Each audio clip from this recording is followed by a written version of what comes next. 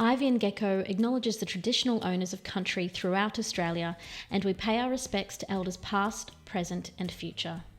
Welcome to Hearts and Minds. Our podcast episodes feature conversations with highly accomplished mining executives and board directors. We'll explore critical themes relating to leadership impact, staff engagement and culture development. So tune in, enjoy the conversations and prepare to be inspired. I'm Alana Bray-White, the Managing Director of Ivy and Gecko, and this is our podcast, Hearts and Minds. To me, a leader's got to be a person who needs to stay calm, especially when there's a lot of stress and pressure around the place, because everyone's looking at you to see what you're doing. You've also got to be a good listener, and one of the things I do say to people is that you have 2 ears, 2 eyes and 1 mouth, and you use them in that proportion, and the eyes tell you a heck of a lot. The ears are the listening, but the eyes also tell you the body language of the person when they're delivering something. Are they for real? Are they committed? So the eyes are very important to me as well. Our guest today is Jim Walker. Jim has gained over 45 years' experience at the board and executive levels in the resources, construction and agriculture sectors. His current directorships include non-executive chair of Austin Engineering, chair and equity partner of the Diggers and Dealers Mining Forum, chair of the WA State Training Board and chair of the Motor Museum of WA. Jim has been a member of the RAC Holdings Board for over 11 years, including the chair of Holdings and Insurance for 4 years. And if that isn't enough to keep him busy, Jim was installed as the Grand Master of the Freemasons of Western Australia in 2024. Jim knows the mining industry better than most. He has mixed with the most powerful and influential of people and is widely respected as an outstanding businessman and leader. I hope you enjoy and learn from this energetic conversation. Jim Walker. David, good morning. Good to see you again. Good to catch up. I was reflecting on the way here, how long we've known each other, and I reckon I joined the Rotary Club of Mill Point, I think in 1990. And you were in the club then? No, I came after that. I joined in 1998. There you go. Yeah. Okay, so we've known each other 26, 7 years or so. That's right, long time. Been a long time. Yep. But we haven't caught up very often in between. But no, our lives have gone sort of slightly different paths the last few years. They yes. have. Yeah. But I've tracked what you've been doing, and I have to say I admire your activity level, both at the executive and the board level. And perhaps unique amongst all the guests we've had on this podcast, you've represented a number of different industry sectors. So we're talking large industrial equipment companies, we're talking government statutory bodies and community service organisations, very diverse range. What attracts you to the challenges of leadership, or is it that you just can't say no to people? A bit of all the above, but I suppose the main thing is keeping yourself active. And, I retired, and if my children were here, now they'd say, Dad, you didn't retire. Yeah. And if I use the word semi-retire, they said, Dad, you haven't even done that either. But for me, just to stop and do nothing is just not in my DNA. Yeah. And it keeps me active, it keeps me younger. And one of the things my father said to me as I was growing up, son, if you want to stay young, surround yourself with young people. So because I'm out there talking to a lot of young people, I'm hoping I'm staying young and still relevant around the place as well too. You're a very strong advocate of youth in the workplace. I know that through your dedication to training and apprenticeships in particular, but we'll come to that a little bit later. Jim, thank you for coming on the podcast. This is all about learning from executives and board directors in the mineral sector or the associated industries that support the mineral sector. And what we want to do is encourage you to share some experiences and insights about your approach to leadership and how that impacts on engagement of stakeholders inside the business and external to it, and how that impacts on culture development. And the premise is, or the notion behind this program is that people may listen or watch it and take away some learnings that they can apply to their own situations to help them get more value from productive workplace relationships. So let's see how we go. Let's start with your backstory, Jim. Tell us about your early years. So I was born in Brisbane and so therefore I'm a rugby follower, not, as I said before, a cross-country ballet follower, that game you play over here called Australian Rules. Charming. I do have a twin sister, and she's still in Brisbane. Does she look like you? No, and that's a question that often gets asked, are we identical? And I always wait for people to realise the mistake they've made. I said it's very, very hard to be identical when you are completely of a different sex. But anyway, it's always a funny one to start off with the discussion, and thank you for starting it off here right now as well too. But grew up in Brisbane and had a very, very good life there, very, very close family support, especially on my mother's side. Grandmother and grandfather lived very, very close to us, so it was always good support. Mum and Dad had their own business, sand and gravel trucks and transport, earth moving, so part of the reason perhaps why I follow it's in the genes, and I absolutely loved it. I went through school and went to a state high school in Brisbane. And I suppose one of the things that happened to me there at school was, with 1,550 students in that state school, I was the only one that had braces on my teeth. All right, I had buck teeth, and so I got called lots of names in those days, and then steel trap. But it also is part of my growing up as well, to be able to work through that. Yeah. I couldn't play rugby or rugby league because in those days with braces they were quite expensive, and therefore mouth guards weren't the done thing in those days either.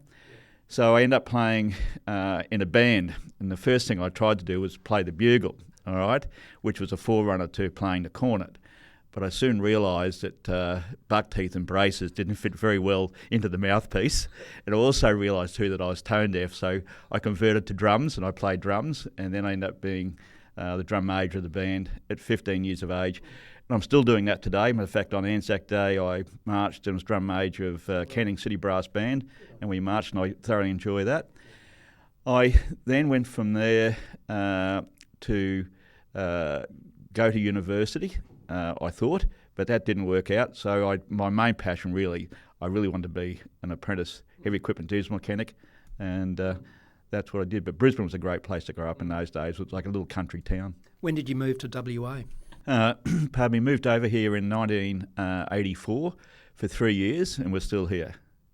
So it's not too bad. Yeah. And a beautiful and growing family. Yes, wife Leslie of 47 years, 3 children, 2 girls and a boy, and now 6 grandchildren, 3 girls and 3 boys as well. And the grandkids playing with the little toy Komatsu or Westrack diggers. Yeah, the little tiny guy who's 3 years of age, because my son sort of followed my suit into the earth moving industry as well too.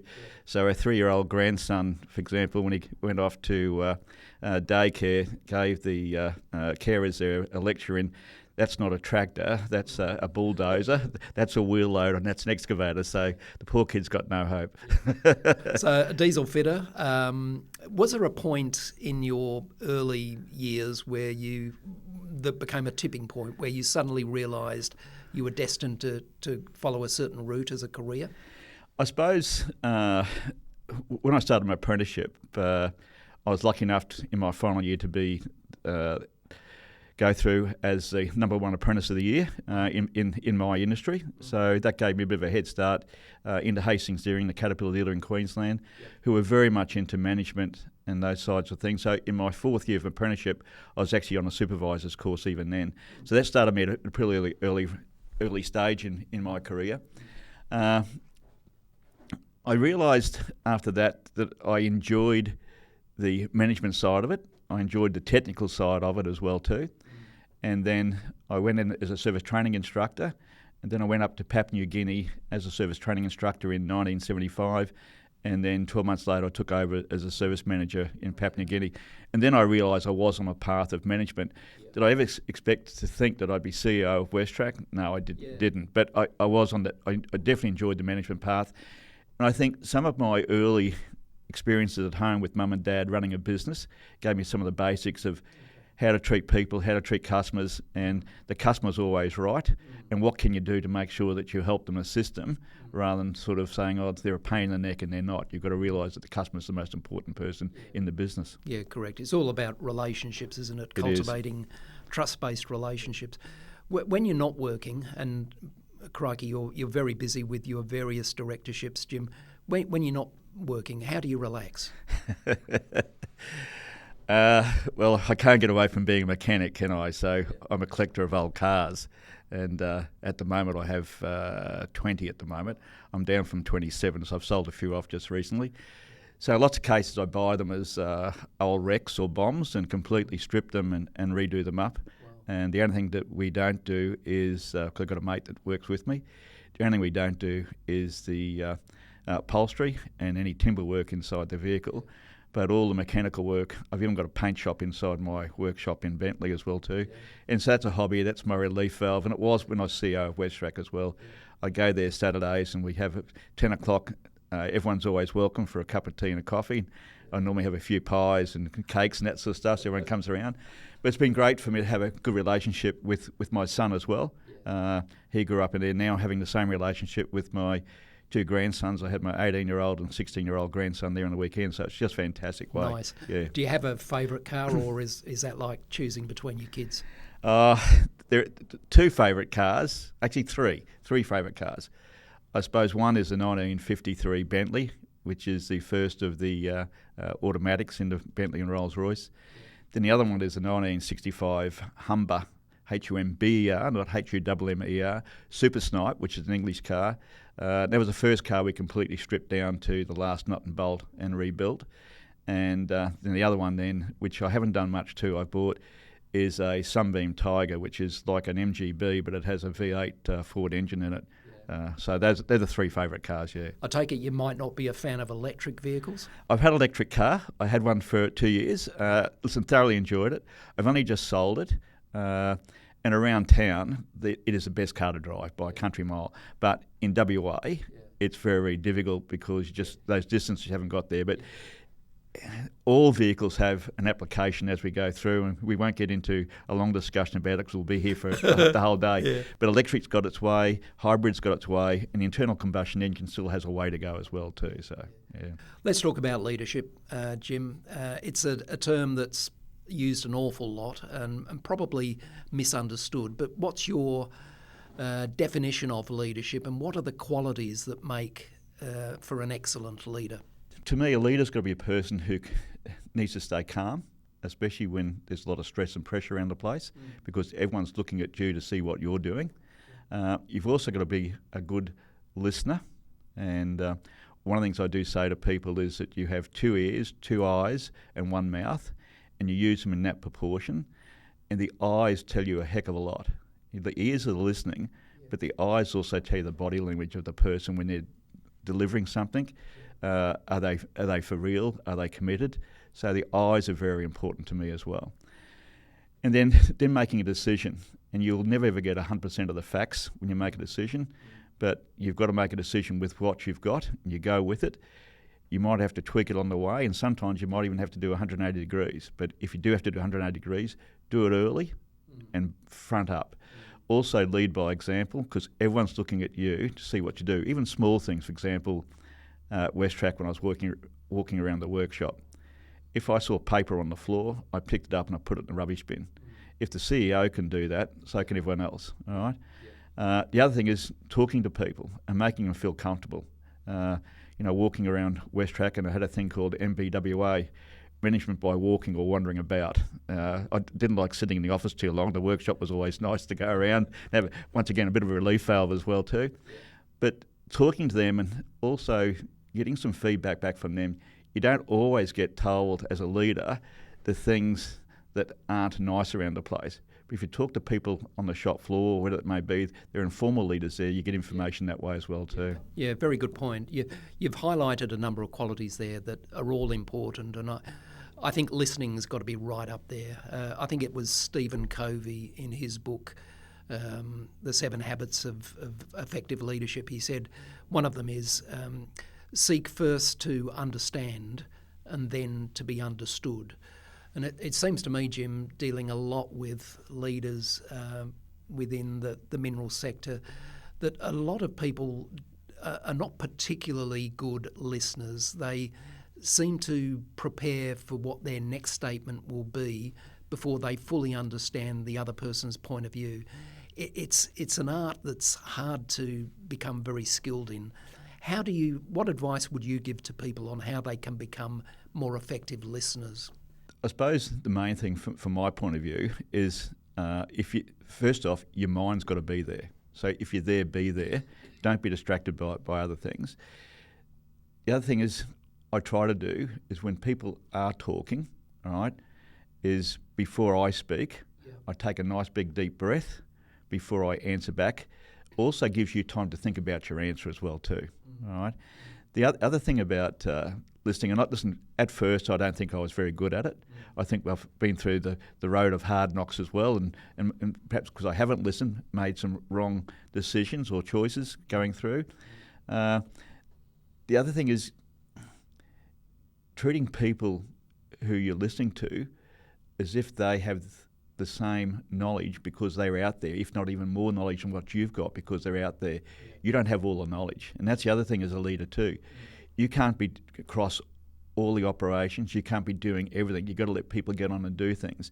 And therefore, by listening to them and giving them the support after you move forward is very important as well. Humility is part of that, isn't it? And, very much so. Humility and vulnerability, not being scared to be able to admit your weaknesses or fallibilities. Nobody's got all of the answers, and the workforce don't expect their leaders to have all the answers. They expect them to be transparent and honest, because if they perceive that you do have vulnerabilities, that helps build trust and confidence in you. And also a good leader will surround himself with good people, and those good people have most probably got different strengths to what I have, whatever it may be. And by having those people around you and listening to them allows you to make then better decisions going forward as well too. But you don't need a whole pile of clones around you either. No. And you also, as a leader, sometimes you've got to be prepared to cop some criticism. It might be inside closed doors, but you've got to sit back and listen and cop it as well too and take it on board. Now sometimes you've got to say, well, no, we're not, because of whatever it may be, which is circumstances which they may not be aware of, and you have to back yourself. But you've also got to have people around you who can get on and do the job for you. That's right. And again, you raise a good point in that many people tend to develop an echo chamber around them. In other words, they select individuals who tend to agree with them and support their decisions and point of view. But diversity of point of view is so important to get a balanced understanding of what's going on in a business, isn't it? Very much so. And I'm very technically orientated and sales orientated. I'm not the accountant though, so having a person who understands that around you is very important. So you need all kinds of skills, also different temperaments as well, and different people around you that have had different experiences which can add to your experiences as well when you're trying to make a decision. And I often think it doesn't matter, what the male-female balance is, what the ethnic or racial composition of a team is, provided they've got different points of view that can be of value to the decision-making process. That's what's most important. It's very much so. And I go back to Wesley College during COVID, which I was chair of at the time, and we were writing up communications to the parents, etc. And it was done by the headmaster, or the principal of the school, the deputy, and that stuff, all males. But we had a lady there who was into communications, and she'd grab it away from us, and she'd soften it. And guess what? She got the message across to the point where the state government said your messages were perhaps the best out of the whole lot, because we had that diversity, a person who'd lived in America for a fair period of time, worked in universities, but that diversity and gender completely different to what we had, which turned out a plus for everyone. As I mentioned previously, Jim, you've headed up a number of very different organisations, from Westrac to you were president of Rotary. You are currently the Grand Master of the Freemasons of WA, and of course you're on a statutory body as chair of the WA Training Council. Very different environments, presumably with different challenges. Tell us more about the challenges that you face and how you've learned to become a better leader.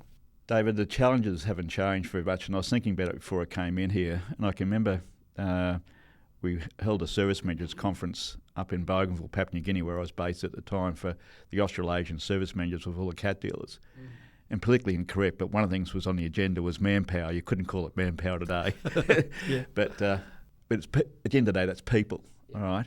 And guess what? The challenges today is still the people. And if I quote Kerry Stokes here, working with him at WestTrack, he said, if we look after the people will look after the customers, and then if you do all that right, the profitability company will fall out. But at the end of the day, you've got to look after your people. So the challenges are still looking after your people, finding the right people, at the same time making some tough decisions sometimes if some of those people aren't the right people. And I go back to the first company I worked for, Hastings Steering, and our general manager in those days, Ron Miller, very, very compassionate man. He said it's up to us to make sure that 3% of the business we are either working with to actually lift them or to exit them out of the company. It's not fair to keep them here on the other people who are working hard, and it's not fair on them to think they are going well when they should most probably exit this company and go and find a position somewhere else. So it's working through people is still the biggest challenge that we have to go through.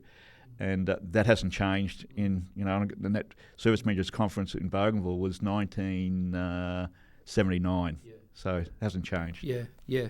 A simple formula, but nonetheless challenging and difficult for many people to master. It really is an art form. And the other thing is training. Companies can't get away. And I go back to the first company I worked for with Hastings Steering. When Ron Miller came in, one of the things he brought into that company was management training and also technical training. And you've got to make sure you give people the right tools. And one of the things that I did inside a previous company is that a lot of people were promoted into jobs, but they hadn't had the training before they got there. So the first 6 months into the job, they were doing the training, and you find out that things weren't going right because they weren't there, they were out doing training. So looking at your planning and giving those people the training before they actually get that next job is also important as well. Let's talk about learning and development, because I know it's very, very close to your heart, and I know that you were awarded the G.J. Stokes Memorial Award at Diggers and Dealers in 2014. You've got a long history in helping people develop skills, technical skills particularly. Now, as a recruiter of executive level people in the mining industry, it's obvious to me, Jim, that the tertiary institutions, the Kalgoorlie School of Mines and other tertiary institutions Australia-wide, are simply producing not enough degree-level graduates in engineering, geology, metallurgy. What's the status with skilled labour? What's the supply and demand equation like at the moment? At the moment, we still need more tradespeople, especially in the mining industry. And if you look at where we are now with the TAFEs, which I'm heavily involved in, most of them are fairly full. The other thing which is happening, there's been new TAFEs built. There's been new equipment going into those TAFEs, which are going to have to be even further as we go forward with clean energy coming in. The other thing is a lot of private RTOs out there now doing their own training. WestTrack, my old company, was one of the early adopters. Komatsu, competitors, they're all doing it. BHP's doing their own to try and get the number of people through the training environment. There's still a supply and demand, and it's always a catch-up. And as I said, if I go back to the Service Managers Conference, we're talking about it even then. But there's a lot more focus now at the schools to make sure they do the split between the vet and also getting students ready for university. And I think that's very encouraging for people to work out early where they need to go to, and also getting some of the experiences with vet in schools so that they can actually have there's taster programs out there for the young people to say, which trade do I want to go into? And they can try that at school now and get some idea of where they need to go to. Pre-apprenticeships is a great way as well too, which are 6 months courses where they can go in and try. A lot of them can then go on to actually start their trade if they wish to, or they might find that it doesn't suit them and go and do something else. If you look at the School of Mines, which I'm still very, very close to, with mining industry, it's full. Absolutely full. If you ever go past the accommodation up in Kalgoorlie at the moment, there's cars everywhere there. But we also have a lot of international students coming in as well. And a lot of those international students are staying, which is also great for the industry as well. Also, it's such an important issue, isn't it? Making sure there's a good enough supply of both skilled labour and professionals. Otherwise, the mines of the future simply won't be operating. Sure. Now, if we just go back to the School of Mines, what they've been working with the industry, and I take my hat off to the alumni there, they've been working very, very hard at getting the best lecturers into that university. Yeah. If you get the best lecturers, you're going to produce the best students, which are going to produce the best miners. And we've got a reputation around the world as Australian miners being the best in the world. And so all that work's continuing on, which is fantastic. Yeah, and you mentioned at the school level, primary and secondary schooling, getting kids exposed to what the mining industry is all about, getting them to a site, looking at an open pit mine or a processing plant, understanding what skills are necessary to make these pieces of infrastructure work. And I think Tanya Constable, who we both know at the Minerals Council of Australia, her organisation's taking the initiative and helping ensure that mining companies get these school kids exposed at an early age. And even better still was in the paper 2 days ago where a whole pile of teachers actually went down to Boddington, because the teachers have got no idea what a mine site's like, all right? And the Mineral Council is also doing a fair bit of work with politicians so that politicians have a better understanding of what mining's about, because a lot of them don't get outside of the capital cities. But getting the teachers out there to understand that mining's not as bad as what they think it is. And I know my own experience with Westrac, when we would run open days through there for churches or schools or just the general public and clubs. They didn't realise how clean the workshops were. They thought they were, very, very dirty and greasy. This is very, very clean. Well, that's what the shops are these days. It's completely different, the mines. And if I go back to mining, I had my mate from second year primary school over from Queensland who was a little bit anti-mining, and we happened to be up in Tom Price. I said, we're doing a mines tour tomorrow. It's the last thing I needed. But he got the shock of his life to see what's on those mine sites, the rehabilitation that's going on with the operations, the cleanliness, the infrastructure, completely different. People don't understand what it's all about, and they need to. Dead right, and I think it's getting better, but the mining industry still has a bit of an image problem with a certain group of mainly younger people who don't fully appreciate the efforts and the investment that these mining companies do to ensure that they operate responsibly.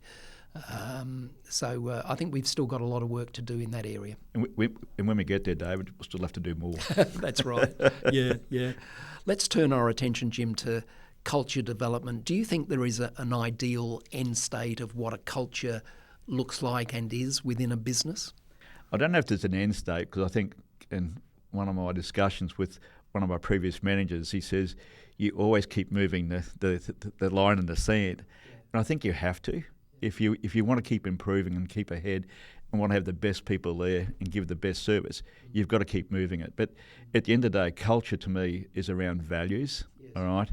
And, I've had my values throughout my whole life of what I call the three E's: ethics and integrity, excellence in all things I do, and equity, treating all people with whom we do fairly. And, you and I both been in Rotary. It's no different to the Rotary values either, but they were the company values, also my personal values.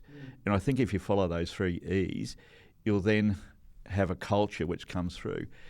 And one of the things which you've got to be very certain about to get the right culture is working with people, first off, when you hire people, to make sure they have those values. If they don't, you work with them. And if they can't get those values, then I have what I call the FIFO system, which is in accounting terms, first in, first out, mining terms, fly in, fly out, and in Jim Walker's management terms, fit in or fall out. I know you were thinking of something else there, David. There's another interpretation of one of those Fs.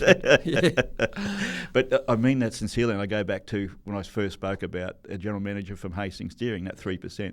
If people aren't going to meet the culture or the values, you then have to do something about it. And a lot of the times, if the culture's so strong and the values are so strong, those people will feel the peer group pressure and they'll leave anyway.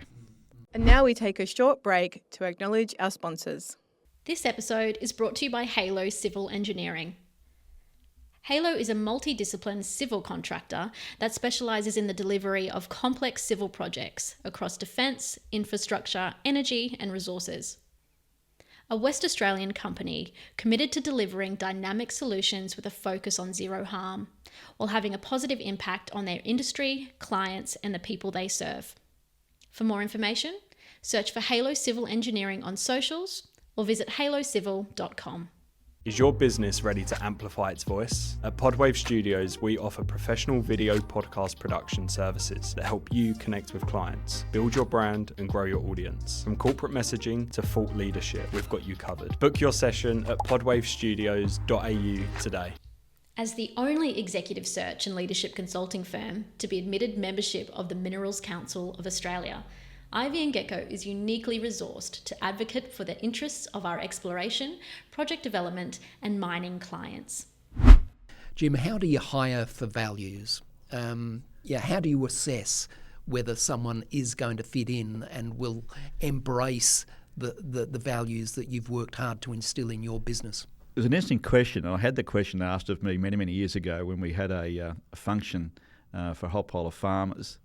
And sitting at the table, and one of the farmers said to me, Jim, he said, how do you hire your sales reps here at WestTrac? And I went through the normal HR process. He said, no, what's the real thing? And the final thing for me, I said to him, well, when I want to hire someone, I said, would I take them home to my house to sit down with our family at the dinner table Sunday lunch? Because if you can take them home to your house and they fit in, they meet your values. And the farmer said to me, he said, well, that's right. He said, because most of these guys, the sales reps that you send out, are actually sitting with us having dinner and that sort of stuff. So that to me is a bit of a final thing that I always ask myself, will they fit in with my family sitting at the dinner table? And that gives you a bit of an idea of where their values are. Yeah, that's a really interesting anecdote. And I do something similar, excuse me, in my recruitment business. So before I present an executive or a management level candidate to a client, I'll take them out for a meal, a lunch, or at least a coffee shop, because I want to see how this individual interacts with the people around us, the waitresses, the waiters. Do they look them in the eye? Do they say thank you when the meal is put on the table or the coffee is put down? Those courtesies are very important to me personally and reflect how that person's likely to behave with people if they get this job. So it's really important to take people out of the context of a formal interview and just see how they socialise with people. Yeah. It's very important. One of the things I look at, and one of the things I try and do as well too, I might be talking to you and someone's put something in front of me, I'll stop my discussion with you and say thank you to them. Also, if they've got a name badge on, I'll refer to them by name because that makes them feel important, all right? And it makes them feel part of the whole organisation. So those small things do count. Some of the things I look for as well also. From a people and culture perspective, what do you think is the biggest challenge facing the mining industry today? I think the biggest challenge is getting people and then keeping them. It's so easy these days for people just to go from one job to the other. I can remember when I first started my apprenticeship, there was no work for the first 6 months and apprenticeships were hard to get. We don't have that, and therefore people can move from one to the other, which then gets back to the companies about what they are doing to hold on to their people. And I get back to the basics of making sure you've got the right culture, you've got the right values, but also giving them a pathway where they can see they can get promoted as well too, all right? And that's very, very important. So that gets back to you making sure you as a company are giving them the training, whether it be the technical training, the management training, in most cases both, so that they can see, but also telling them of where they're going to, or also asking where they want to go to as well too, because you might find with some people you can't hold because they are just too ambitious, and I don't mean that in a negative way, but they just want to go there very, very quickly, so you won't be able to hold them. You might be able to let them go and perhaps get them back later, but making sure you're giving them a pathway and making them happy in the job. You know, one of the things I've always said, and I know in my own case, I get up every morning and I want to go to work.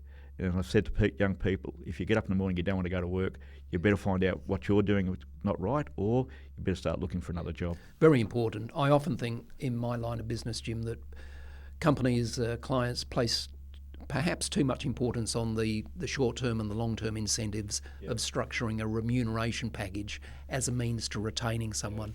You can't buy people's loyalty. You can rent it for a period of time before somebody else approaches them with a a more valuable proposition for them to consider.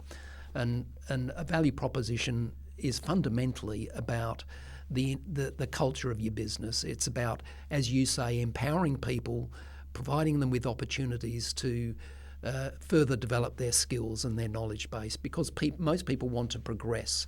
They might not be ambitious to be the CEO, but they want to see movement and progress in their career. And I think that's probably, that concept may be underestimated by a lot of people. In my whole working career, I never had a contract, all right, at all. It was all done on performance. And as Kerry Stokes said to the newspapers once when we went public, he said, Jim's only as good as his last deal, and I've got to make sure I've always got a velvet noose around his neck. But it's important. But I never work for the money side of it. I work because I enjoy doing the job. And if I did a great job, then I got rewarded afterwards, and that was important. And I think you can look at the short-term gain sometimes of money, and money is important because you've still got to put food on the table and the house and that sort of stuff. But sometimes swapping jobs from jobs to jobs doesn't actually get you any gain either. Look at where you want to be the long term. Can that company deliver where you want to be in the medium or long term from a promotion point of view? And at the same time, does it give you quality of life too? All right. One of the things which I didn't do very well in my younger days, and David, you most probably didn't as well either, but when we're starting off our careers, our hours of work were most probably too much, and our families wasn't the right balance. So where does that balance want to be? And the other thing is, in some cases, getting to a point where you're comfortable and you've got that enjoyment of family and work, etc., you don't have to go to the next position. Maybe where you need to be for a while before you go to the next position. And one of the things that was said to me, and it was a real awakener, was one of my boss's wives, and Tony was my boss and also a mentor, and his wife Judy said to me, Jim, Tony's always very busy going from A to B, but when he gets to B, he doesn't celebrate. He's too busy going from B to C. And that was a rude awakening for me, because I was very much on that same train as well too. Yeah. I don't always practice what I preach, though, but I say... Like all of us. Yeah.